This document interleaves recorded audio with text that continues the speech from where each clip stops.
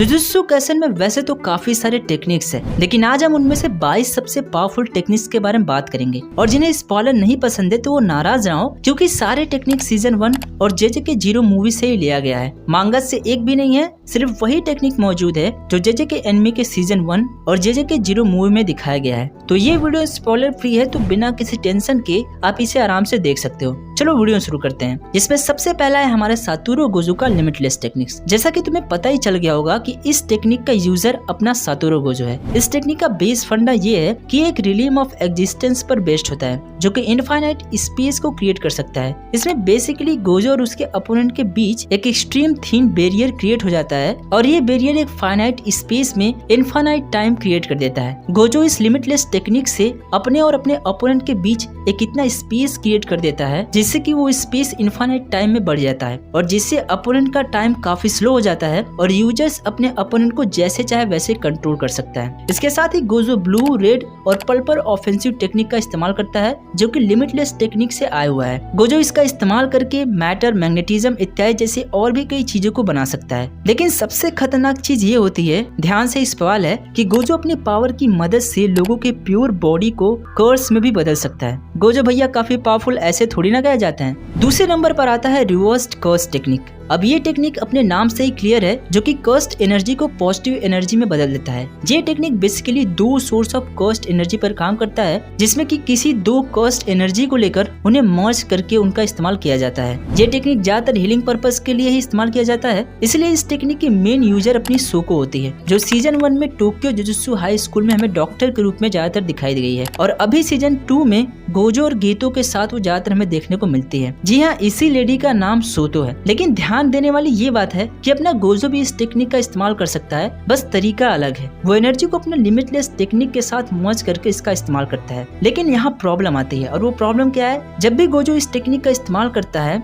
तब इसका इस्तेमाल करते टाइम काफी पावरफुल एक्सप्लोजन क्रिएट होता है। बट जो भी हो, इस टेक्निक की मेन यूजर सोतो ही है। तीसरे नंबर पर है डोमेन एक्सपेंशन। अब डोमेन एक्सपेंशन एक काफी एडवांस टाइप का टेक्निक है, जो कि सिर्फ काफी स्ट्रॉन्गेस्ट कर्स्ड एनर्जी वाले यूजर ही इसका इस्तेमाल कर सकते हैं। वैसे तो इस टेक्निक के काफी सारे वैरायटीज मौजूद है, depending upon the type of user who use it, लेकिन एक बेसिक चीज सब में सेम होती है, जिसमें कि सारे यूजर्स एक लूप होल को क्रिएट करते हैं, जिससे कि उसका अपोनेंट एस्केप करके बाहर नहीं जा सकता है। वो पूरी तरीके से उसमें ट्रैप हो जाता है, और यूजर्स बड़े आसानी से अपने अपोनेंट को डिफीट कर सकता है। जैसे कि याद है ना कि जब माहितो अपना डोमेन एक्सपेंशन क्रिएट करता है, तब जिसमें इटाडोरी और केंतो ट्रैप हो जाते हैं, बट सुकुना को ये चीज पसंद नहीं आती है, और कर्स्ड एनर्जी वहाँ पर फेल हो जाता है। चौथे नंबर पर है कर्स्ड स्पीच। अब कर्स्ड स्पीच को ज्यादातर इनुमाकी फैमिलीज के द्वारा इस्तेमाल किया जाता है, इसलिए आप देखे होंगे कि तोगे इनुमाकी ही इसका सिर्फ एक्टिव यूजर्स है, एटलीस्ट अभी तक, जब तक कि सीजन 1 में हमें दिखाया गया है। तोगे इसमें किसी भी पर्सन के एक्शन को कंट्रोल कर सकता है, या फिर अपने कर्स्ड शब्दों से उसके साथ जो चाहे वो कर सकता है। फॉर एग्जाम्पल, अगर तोगे इनुमाकी किसी से कहा कि तुम जहाँ हो वहीं रुक जाओ, तो वहीं रुक जाएगा, क्योंकि कर्स्ड स्पीच काफी फास्ट काम करता है। इसलिए आपने देखा होगा कि तोगे के मुंह से लेकर थोड़ा गाल तक एक सिंबल बना होता है। ये एक्चुअली बचपन से ही बना होता है, जो कि उसे उसका पावर देता है। इसके साथ ही तोगे अपना मुंह हमेशा बंद करके रखता है और बहुत ही कम बोलता है। इसका रीजन भी यही है। ऑल इन ऑल तोगे जो चाहे वो कर सकता है, बट जितनी भारी कर्स्ड शब्द उतनी भारी एनर्जी की रिक्वायरमेंट होती है। इसलिए हम एनिमे में देख पाते हैं कि तोगे जब हाई कर्स्ड शब्दों का इस्तेमाल करता है, तब उसे काफी प्रॉब्लम फेस करनी पड़ती है। पांचवें नंबर पर है रीका। अब आप सोच रहे होंगे कि ये तो रीका है, वो थोड़ी ना कोई कर्स्ड टेक्निक है, लेकिन रीका ही यहाँ कर्स्ड टेक्निक है, जो यूटा के द्वारा बनाई गई होती है, और यूटा ही इसे कंट्रोल करता है। अब ध्यान देना कि जैसे सुकुना को किंग ऑफ द कर्सेस माना जाता है, वैसे ही रीका को क्वीन ऑफ द कर्सेस माना जाता है। अब रीका कौन है, कर्स में कैसे बदली थी, ये सब आप जानते ही होंगे, और अगर आप नहीं जानते हैं तो मुझे कमेंट कीजिएगा, मैं रीका के ऊपर पूरी फुल हिस्ट्री ला दूंगा। अभी फिलहाल हम आगे चलते हैं। तो जब भी यूटा को कोई परेशान करता है, तब रीका उसे या तो काफी हाई पावर्ड एनर्जी बीम का इस्तेमाल करके उसे मारती है, या फिर सीधा ही उसे चीर-फाड़ करके अलग कर देती है। मैं आपको बता दूं कि रीका को यूटा ही सिर्फ कंट्रोल कर सकता है, और उससे जो चाहे वो करा सकता है। अब नेक्स्ट है डिसमेंटल एंड क्लेव, जिसका यूजर अपना सुकुना है। I mean, अपना नहीं है, नहीं मतलब अपना ही है, बस थोड़ा सनकी है। खैर, डिसमेंटल और क्लेव को ध्यान से देखोगे तो ये दो टेक्निक्स है, डिसमेंटल और क्लेव, जिसमें सुकुना डिसमेंटल का इस्तेमाल करके अपने अपोनेंट पे स्लैशिंग अटैक करता है, तो दूसरी तरफ क्लेव का इस्तेमाल करके वो अपने अपोनेंट के बॉडी के हिसाब से अपने स्ट्रेंथ को एडजस्ट करता है। अगला है कर्स्ड स्पीच मैनिपुलेशन, जिसका कि ज्यादातर यूजर अपने गेतो भैया करते हैं, और जो गोजो भैया ईया के बेस्ट फ्रेंड भी हैं। I mean, अभी जो आर्क चल रहा है उसमें तो फिलहाल वो हैं। खैर, गेतो इसका इस्तेमाल करके किसी भी तरह के कर्स को एक्सॉर्सिज्म, प्यूरिफिकेशन और उसे कलेक्ट कर सकता है। गेतो की कर्स टेक्निक की सबसे खास बात ये होती है कि अगर वो एक बार किसी भी कर्स्ड स्पिरिट को एक बॉल में कन्वर्ट करके उसे कंज्यूम कर लेता है, तब गेतो उस कर्स की पावर और उसके ऑल कर्सेस को कंट्रोल कर पाता है। गेतो एक तरीके से काफी पावरफुल भी हो सकता है। आप खुद ही सोच के देखो कि अगर वो चाहे तो किसी अलग अलग हाई कर्स को कंबाइन करके उसकी पावर को वो जैसे चाहे वैसे यूज कर सकता है, बट वही करना तो उसके लिए काफी मुश्किल पड़ जाता है। बट नेवरदलेस आगे चलते हैं। अब अगला है ब्लैक फ्लैश, जिसको मोस्टली सभी लोग कर लेते हैं, इंक्लूडिंग यूजी, आयो, किंतो, मोहितो, नोबारा इत्यादि। इसमें बेसिकली यूजर कर्स्ड एनर्जी की मदद से अपने स्ट्राइक की क्वालिटी को कई गुना अधिक बढ़ा पाता है। ऐसा माना जाता है कि मिलियंस ऑफ सेकेंड में वो अपने स्ट्राइक को जल्दी जल्दी कर पाता है। पहले तो इसे मास्टर करना थोड़ा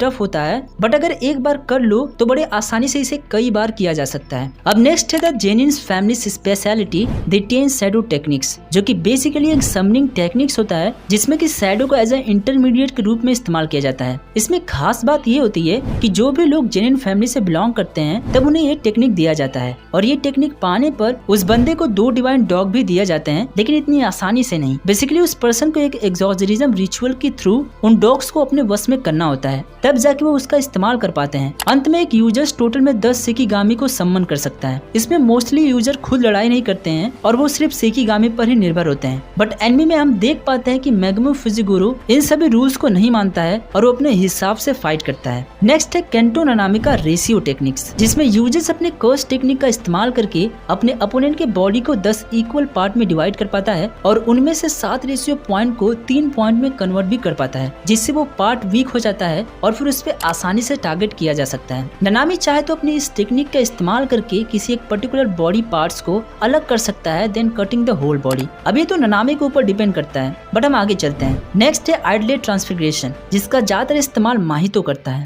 ये टेक्निक एक तरीके से काफी खतरनाक भी होती है, क्योंकि यूजर्स इसकी मदद से किसी की सोल को ध्यान देना, सोल को रिसेव कर सकता है, उसे अपने अनुसार चेंज कर सकता है, जिससे उस पर्सन की बॉडी कम्प्लीटली डिस्ट्रॉय तक हो जाती है। अब क्योंकि माहितो कभी अच्छा तो करेगा नहीं, जो ऑब्वियस सी बात है, इसलिए वो इस टेक्निक की मदद से लोगों को कर्स्ड एनर्जी में बदल देता है। अब ऐसा नहीं है कि इस टेक्निक की मदद से माहितो सिर्फ दूसरों को हानि पहुंचा सकता है, बल्कि हम एनिमे में देख पाते हैं कि माहितो अपने बॉडी को भी जैसे चाहे वैसे कर सकता है, जो इस टेक्निक को और भी खास बनाती है। अब नेक्स्ट है बूगी बूगी टेक्निक्स, जिसका कि ज्यादातर इस्तेमाल तुम लोग गेस कर ही चुके होंगे। जी हाँ, बिल्कुल आयो टोडो करता है। वैसे तो इसका इस्तेमाल करके आयो सिर्फ एक क्लैप की मदद से किसी भी पर्सन या ऑब्जेक्ट के साथ स्विच कर पाता है, बट जिसके साथ भी अदला बदली होगी उसके पास भी एक सफिशिएंट अमाउंट में कर्स्ड एनर्जी होनी चाहिए, तभी ये टेक्निक काम करती है। बट मैं आपको बता दूं कि अगर आयो की तरह कोई अगर स्टूडेंट हो तो बड़े आसानी से इस टेक्निक का कोई भी इस्तेमाल कर सकता है, वो बंदा ही कमाल का है। खैर, इसको छोड़ते हैं और बात करते हैं अगले टेक्निक की। तो अगली टेक्निक है स्ट्रॉ डॉल टेक्निक। अब इस टेक्निक का इस्तेमाल करके यूजर्स कर्स्ड एनर्जी को सम टूल्स में ट्रांसफर कर पाती है और साथ ही वो उन सभी टूल्स की मदद से अटैक भी कर पाती है। अब स्ट्रॉ डॉल को कोई मामूली टेक्निक मत समझना, क्योंकि अगर इसका इस्तेमाल करना अच्छे से आ जाए तो यूजर्स बहुत कुछ कर सकता है। एनिमे में हम देख पाते हैं कि नोबारा एक डॉल को एज ए प्रॉक्सी के रूप में इस्तेमाल करती है, और जिस भी पर्सन के अंदर कर्स्ड एनर्जी ट्रांसफर होती है तब इस डॉल को हानि पहुंचाने पर उससे भी हानि पहुंचती है। इवन नोबारा सीजन 1 के लास्ट फाइट में अपने में ही कर्स्ड एनर्जी को ट्रांसफर कर लेती है, जिससे जब वो अपने आप को हानि पहुंचाती है तब उसके अपोनेंट को भी हानि पहुंचती है। अगला है ब्लड मैनिपुलेशन, और जो कि कामो फैमिली के लोग ज्यादातर इसका इस्तेमाल करते हैं, जिसमें होता यह है कि यूजर्स अपने बॉडी के ब्लड को फुल्ली कंट्रोल कर पाता है। ब्लड से मेरा मतलब है उसकी हर एक pulse, plasma, temperature, blood cells इत्यादि, मतलब अपने ब्लड के सारे कंपोनेंट्स को जैसे चाहे वैसे इस्तेमाल कर सकता है। अब देखो, जब भी यूजर्स इस टेक्निक का इस्तेमाल करता है उसका ब्लड काफी मात्रा में इस्तेमाल हो जाता है, इसलिए आप देखोगे कि कामो फैमिली के लोग फाइट के दौरान ब्लड बैग्स एडवांस में लिए होते हैं, ताकि फाइट के दौरान उन्हें कोई दिक्कत ना हो। नेक्स्ट है अब्रप्ट म्यूटेट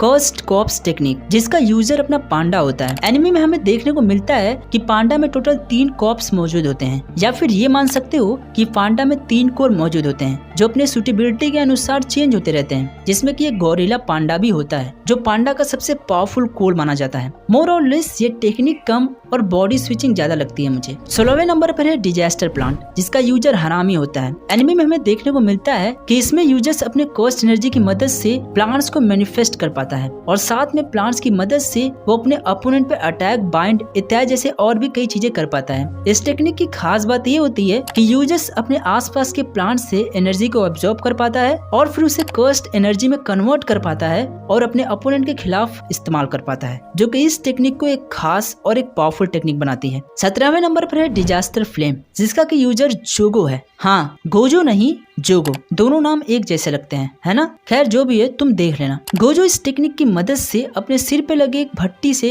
लावा और फायर जैसी चीजें फेंक पाता है। इसके साथ ही वो अपने हिसाब से इसे कंट्रोल भी कर पाता है। और हाँ, इसके सर पर वोल्केनो की तरह जो निकला होता है, इसकी वजह से मैं इसको भट्टी मैन बुलाता हूँ। चलो अच्छा, फालतू की बातें छोड़ते हैं और नेक्स्ट टेक्निक की बात करते हैं, जो है रॉड टेक्निक। देखो, ये टेक्निक ब्लड मैनिपुलेशन के सिमिलर ही होता है, जिसमें यूजर्स अपने बॉडी के ब्लड को फुल्ली कंट्रोल कर पाता है। बस फर्क इतना सा होता है कि इसमें यूजर्स का ब्लड काफी टॉक्सिक और कोरोसिव हो जाता है और अगर किसी के टच में ब्लड आता है तो उसे हाई पेन, इवन उसकी पूरी बॉडी कोरोड हो सकती है। नेक्स्ट है पपेट मैनिपुलेशन, जिसका यूजर्स अपना कोकुची मूता होता है। देखो, कोकुची के साथ एक प्रॉब्लम होती है कि उसका शरीर इतना ज्यादा वीक होता है कि इतना समझ लो कि वो सनलाइट में जैसे आता है उसका बॉडी बर्न हो जाता है, लेकिन उसके पास एक इतनी ज्यादा कर्स्ड एनर्जी होती है कि जिसकी मदद से वो अपने पपेट को कहीं से भी फुल्ली कंट्रोल कर पाता है। उससे अपना daily activities, daily practices, fighting इत्यादि जैसी कई सारी चीजें एक जगह लेट कर पाता है। तुम इतना समझ लो कि इसके पास भरपूर मात्रा में कर्स्ड एनर्जी मौजूद होती है, बट उसकी बॉडी उसका साथ नहीं देती है। बट आगे बहुत कुछ होता है, इसकी बॉडी भी मिल जाती है जो कि माहितो देता है, बट हम वो आगे आने वाले वीडियो में कवर करेंगे। फिलहाल आगे चलते हैं।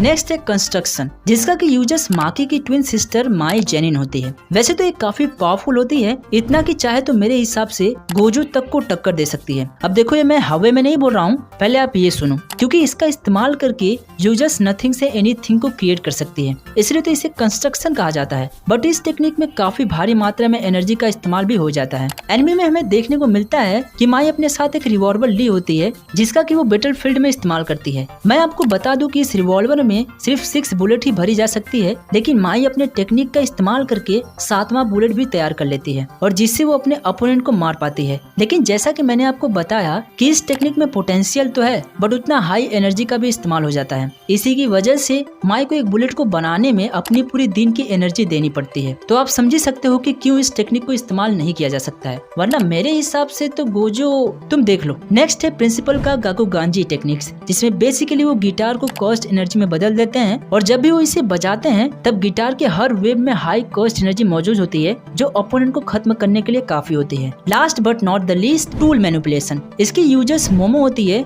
जो कि एक झाड़ू को कंट्रोल करती है और उस पे उड़ भी पाती है, साथ ही इसका इस्तेमाल करके वो फाइट भी कर पाती है। और हाँ, मुझे पता है कि और भी कई सारे कर्स्ड टेक्निक्स है, बट मैंने सिर्फ वही कवर किए हैं जो मुझे बेस्ट लगे हैं। बाकी अगर आप अपना ओपिनियन देना चाहते हो तो कमेंट बॉक्स खुला है, जो बोलना है आप वहाँ बोल सकते हो, आपको कोई रोका नहीं है। जुजुत्सु काइसेन एनिमे शुरू हो गया है, तो मैं भी इस मंथ जेजेके पर काफी सारे वीडियो लाने वाला हूँ, तो सब्सक्राइब कर लेना और वीडियो अच्छी लगे तो लाइक भी कर देना। बाकी कंटेंट के लिए आप मुझ पे छोड़ दो, वो मैं देख लूंगा, बस आप इतना कर दो। नेक्स्ट वीडियो जेजेके पर ही आने वाली है, तो तैयार रहना, काफी बड़ा सरप्राइज है। चलो फिर मिलते हैं एक अगले वीडियो में न्यू जेजेके वीडियो के साथ। अपना और अपने फैमिली का ध्यान रखना। Good bye, take care.